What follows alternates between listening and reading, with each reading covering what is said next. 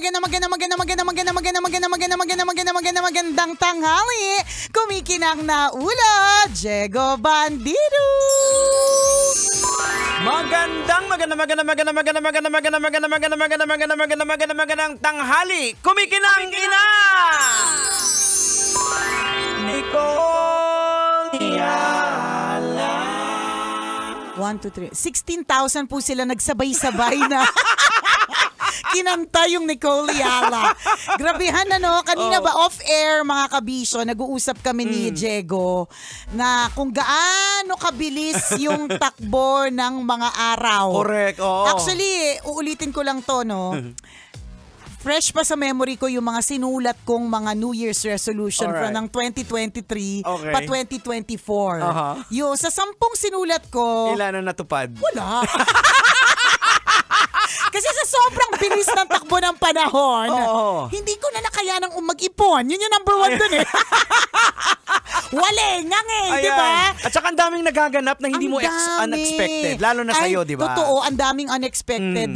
Fresh pa nga yung pag-iyak-iyak ko ng January. Yung hindi ako makapaniwala sa mga nangyayari sa akin mga pagsubok. Correct. Tapos, ang dami talaga. Alam mo, speaking of unexpected, ganun talaga yung life. Yung akala mo regular, normal, akala mo ayos ang lahat. Correct. Hindi. Eto na lang yung magsama tayo dito eh. Kaya nga! Sino ba nag-iisip nito? Who would have thought? Diba? Mabihira. Sobrang plot twist na magiging magkasama tayo. Paano nangyari? Parang napaka-imposible kasi, di ba, inseparable kami ni Chris di ba? Hindi siya, wala talagang kasiguraduhan, di ba? Meron akong napanood na isang video kanina kasi alam mo naman, di ba, kung ano daw yung ano daw lumalabas sa feed mo, yun daw kasi yung mga hilig mo. Correct. So, ang lumabas sa feed ko tungkol kay God. Ikaw nagbago na to. Sinisikatan mo na rin. May mga God na hindi na tungkol sa, ano yun, Titan Gel. Hindi na tapos na tayo dyan. So meron akong nabasa na napanood na video. Tapos ang sinabi doon ng isang speaker, para siyang video podcast So sabi niya, and you may add your insights sa Pastor Diego Bandido na dati pong hoodlum. Ayan! Yun yung mga unexpected! Who would have thought? Diba? Na itong ang daming tattoo na ito, na ang lakas mang asar, diba? Na medyo may ugali, magiging pastor! Isang araw magpipreach! Grabe! Ako mga paningin ko dati sa mga pastor, ako namimera lang to. Kasi nga gano'n ka mag-isip dati. So who would have thought, diba? So anyways, so sabi dun sa video, si God daw does not ever cuddle insecurities. Ibig sabihin, hindi niya parang binibebe yung mga tao. Ibig sabihin, may mga sinabing mga example sa Bible. Siyempre, bilang di naman ako masyadong biblical, hindi ko natandaan yung mga sinabing pangalan. Pero ang sinabi doon, hindi niya daw sinabi na kasi madami sa Bible nung inutusan sila ni Lord, ang sinasabi nila, hindi po namin to kaya. Papaano na lang po ito? Pero si God daw, may mga times na hindi niya sasabihin na, kawawa ka naman. Or yung parang hindi niya iano yung insecurity mo. Ang point niya, kailangan, ganon, hindi mo kaya. So magtiwala ka lang. Ganon, parang yun yung point, na ano man yung mangyari, diba, kalmahan mo lang. Yung isa sa mga, kasi kaya ko yan Isa sa mga kwento dyan, yung kwento ni Jonah, yung... Ayan, yan na nga ba? Kasi kanina. Hindi, yung inutos, very yung kwento, yung kinain siya ng balyena. Ayan, totoo. Sabi niya, mag-preach ka dito sa lugar. Sabi niya, makasalanan, ayoko doon. Lumayo siya. Kaya tuloy, kinain siya ng balyena. Binalik siya. Binalik siya doon kasi nga, in the end, masusunod ko ano yung dapat na masunod Diba? So, there are so many unexpected things that happen in our lives. Pero kailangan lang din natin magtiwala that everything will work out for the good. Correct. 'Di ba na ang point is kailangan mong i-magnify na kaya ni Lord 'yan, 'di ba? Siyempre talagang yung mga problema, hindi talaga natin pwedeng carry yan. Magbibigay siya ng help, kagaya din kay Moises. Oh, di ba? Inutusan siya, pumunta ka niya, ayoko kasi hindi, bulol ako. Oh. Ay, ano sininuto sa kanya? Mag-preach ka. Tama ba? Oh. Kumbaga, ano mo from the bandage yung mga sa Egypt. Itatanggalin. Hindi ko kaya. Bulol ba si Moses? Oo, bulol siya. Ang Hindi siya. Idol ko pa naman. Kaya binigyan siya. Kaya binigay sa kanya si Aaron, yung kapatid niya. Yung bilang parang tagapagsalita. yung spokesperson niya yan. Tagabulong nakakaintindi ng pagkabulol ni ano. So, may mga ganyan eh. So, we all have our insecurities. For Moses, hindi niya carry kasi bulol. Paano ko di ba ang hirap na nag-lead ka ng tao, tapos bulol ka, di ba? Paano nangyari yun? Pero, ang sabi ni God, hindi, trust me. Plano ko to eh, di ba? And tama yung sinabi mo, He will send help. He will send people. And there are so many parang mga experiences in our lives na parang feeling natin, bakit naman to nangyari? Bakit binibigay to sa akin? Hindi ko to kaya eh. Hindi ko naman to kaya, di ba? Exactly sa'yo, di ba? Yung mga problema na during that time, alam mong parang hindi mo kaya eh. Oo, yung this year talaga, Jigs. Akala ko talaga, akala ko talaga. Hindi ko na talaga kakayanin. Akala ko talaga. Pero, tingnan mo ko ngayon, naka-lipstick pa rin. Kumikinang pa rin. Yes. Diba? Ganon yun. So, meron po talaga mga hindi inaasahan. Pero, lagi lang po tayo magtitiwala. Yun naman yung lesson. Magtitiwala na hindi mo man to kaya. Siyempre, ang i-highlight dito, natin dito, kaya ni Lord to. Okay, kalma na ako. Kaya ni Lord to. Ganon. Ang pinaka-example na lang sa nangyari sa inyo kay Princess. Oo, diba?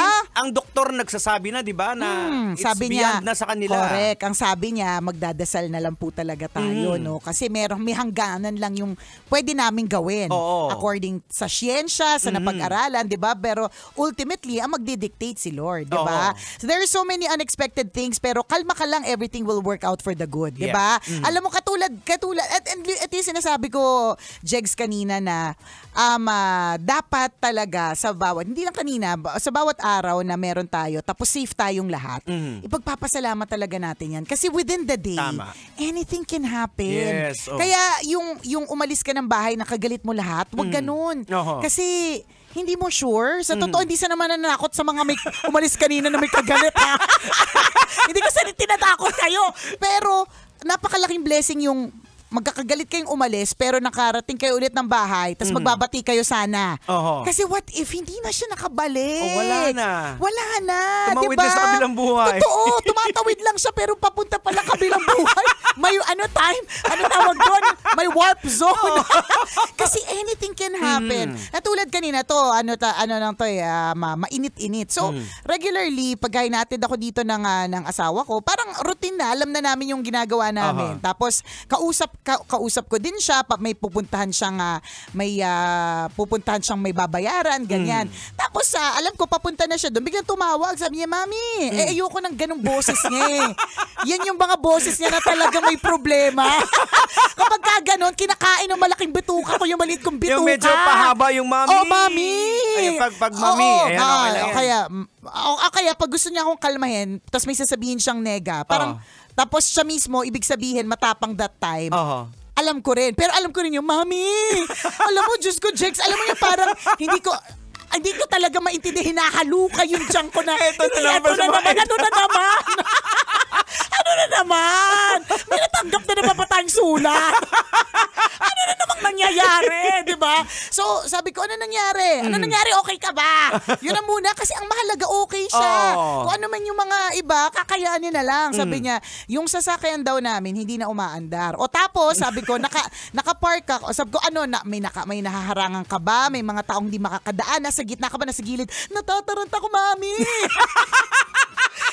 Hindi. Sagutin mo muna. Nakagilid ka ba? Kagilid ka? Oo, nakagilid naman ako. Nakapark. Ayos na. Okay, sige, kalma. Ganon. So, sa madaling salita, may nangyari dun sa sasakyan namin. Bigla na lang siyang unexpected. Bigla na lang siya nasira. Pagsabihan mo nga yung panganay mo. Parang hindi na natuto eh, di ba? So, but anyways, siya eh, ang kakaiba dito, Jegs, buti na lang wala nangyari. Kasi, nung pag-drive niya, nag-reverse. Okay. So parang something with the transmission. Malay ko, hindi ko naman alam yan. Taga-sakay lang ako, never taga-drive. So, naka-drive, pero pa-reverse. Okay. Doon nangyayari yung mga aksidente. Buti na lang hindi siya mabilis. Buti na lang nag-stop. Isipin mo na lang kung, di ba kausap pa kita kanina, papunta ka doon, may babayaran ka lang. Tapos ngayon, hindi na kita makausap, di ba? So, yung mga ganyang klase mga bagay na sinasabi natin na buti na lang hindi nangyari, buti na lang walang nangyaring masama, buti na lang gamit lang yan, di ba? Yung mga ganyang klase mga bagay. Tapos, everything parang kahit papaano turned out well. Una, mabilis kong napag-grab yung, kasi susundo dapat siya ng anak, yung unang anak, 'di ba? So, napag-grab ko na mabilis na normally at this time and hour and the season, ang hirap na, pero mabilis, hindi sila naghintay na matagal. Yung napag-uutusan namin na driver, day of today. So, pwede niyang bantayan at pwede makakilos yung asawa ko. At yung isa naming kaibigan na si Papa Leo Bunggaling, yan, sakto naman, hindi pa siya umuwi ng Quezon today, ng kanilang madaling araw, papunta pa lang siya. At the time na, pwede niyang idaan yung siren sa Laguna para kunin isang sasakyan. So, di ba? Noong una nga si Papa Leo na inis pa dahil hindi siya ginising ng maaga. Tananghali siya ng gising. Yung pala may dahilan. Minsan di ba kakalma ka na lang eh. Pero dyan din natin makikita yung protection sa atin ni Lord. Totoo din. Diba? So imagine, pwedeng maraming mangyari, di ba? Nakadrive tapos biglang nag-reverse. Pwedeng may naatrasan ka, nasagasaan ka, or kung ano. Pero wala eh, parang it falls into places eh. Oo, yung pag-book ng Grab, sakto. Lahat, naayos si lahat. Correct. Naayos lahat na parang okay, may nangyari sa hindi maganda but I am still protecting you. Yan. And again, I will send help. Yan. Diba? Yung ganon. So yun lang. Ano man yan dinadaanan mo, may help. Correct. Tapos God will send the right people. Basta magtitiwala ka lang. Hindi maiksi yung kamay ni Lord. Oo. Aabutin ka kahit saan ka pa. Correct. Diba? Wag mo nga wag mo ililimit yung kakayahan niya. Correct. Dahil marami siyang pwedeng gawin. Nakaka-stress. Iniisip ko pa lang kung magkano kaya abutin nito, pero sana covered ng warranty. 'Di ba yung mga ganun, pero bahala na. I mean, ano yan ang mahalaga hindi siya umatras ng dire-diretso. 'Di ba? Ano mo, Diego, na nakakaloka yung ganun, yung ay nako, wala namang nangyari pa nung nanghihina ako. Alam mo yun? Nakakapanghina. Sabi ko sa'yo, Mami, yung ganun na palang, Diego, sabi ko sa'yo, parang hinaluka yung tiyak mo. Ano na naman problema? Nagkagulo yung small and large intestines ko. Nakakaloka, but everything will work out for the good. And I hope this lesson will resonate or makaka-relate ang mga merong dinadaanan na matindi na parang feeling mo ngayon, hindi mo kakayanin o feeling mo walang katapusan. Ganun talaga minsan ng pagsubok, sasampal-sampalin ka talaga. Hindi pwedeng kaliwang pisngi. Kanan, kaliwa, mga ganon. Sabi nga nila, as long as you are faithful to God, He is faithful as well sa mga words niya na hindi ka niya pababayaan. Kita mo, yung nangyayari yan, parang wala kasing aksidente kay Lord. Kaya nga Diba? Parang kung makikita mo sa nangyari ngayong araw, parang sakto lahat. Sakto lahat. Sakto lahat. Yung una nataranta pa ako kasi isang sasakyan coding. Tapos ang kukuhanan na yung isa kong anak Makati. 'Di ba sa lahat hindi naman nagaano yung Makati, walang coding. Pero naisabay siya ng somebody. 'Di ba yung ganun ba? Ano yung likelihood? Galing ang galing lang, nakakatuwa lang talaga. Ang galing kasi ng design ni Lord. Actually, ito yung pinag-usapan namin last Sunday sa preaching namin. Kasi 'di ba merong 12 tribes yung Israel. Yung dati memorize ko yan nung sumasali ako sa Bible quiz. Hindi lang halata. 'Di ba yung 11 tribes, yun lang nagtatrabaho. Yung may isang tribe doon, yung tribe of Levi, na hindi sila magtatrabaho. Dahil para sila to serve lang yun sa God, sila lang yung bahala diyan sa tabernacle. Tagabantay. So required yung na magbigay ng 10%.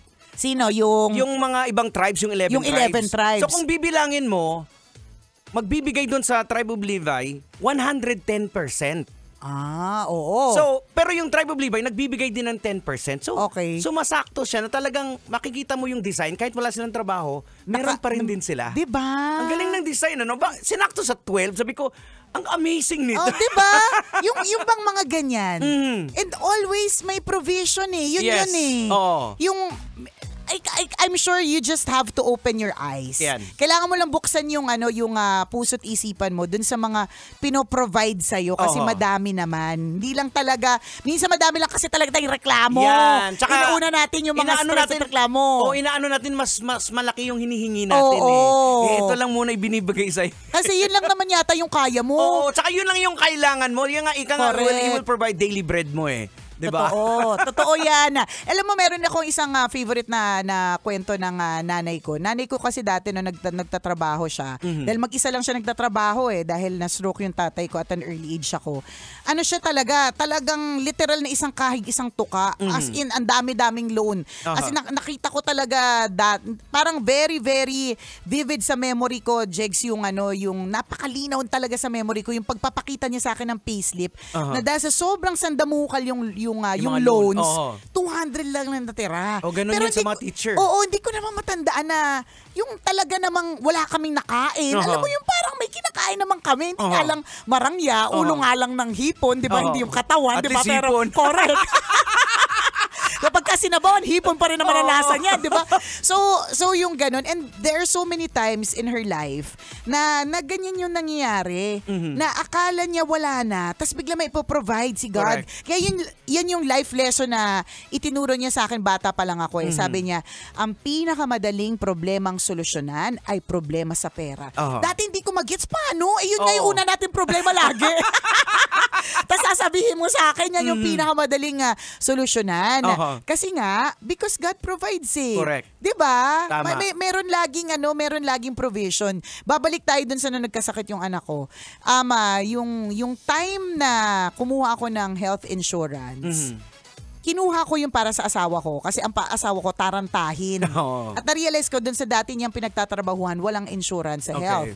So kung may mangyari, tas tarantahin siya, paano na? So kinuha ko para sa kanya na hindi niya nagamit. Tapos COVID happened. Sabi ko pa, ay naku, wag na natin itong i-renew. Total, nasa loob lang naman tayo ng bahay. Hindi naman natin, wala namang mangyayari sa atin. Hindi, sabi ni Lord, wait, teka lang, ganyan. Basta for some reason, nirenew namin ulit. Nirenew namin ulit. Nung nirenew namin, hindi namin alam, magagamit namin. Diba? Great provision yun. Isipin mo, 2.3 million. Wow, 2.3 million, talaga. Tapos ang binayaran ko, 30K. Diba?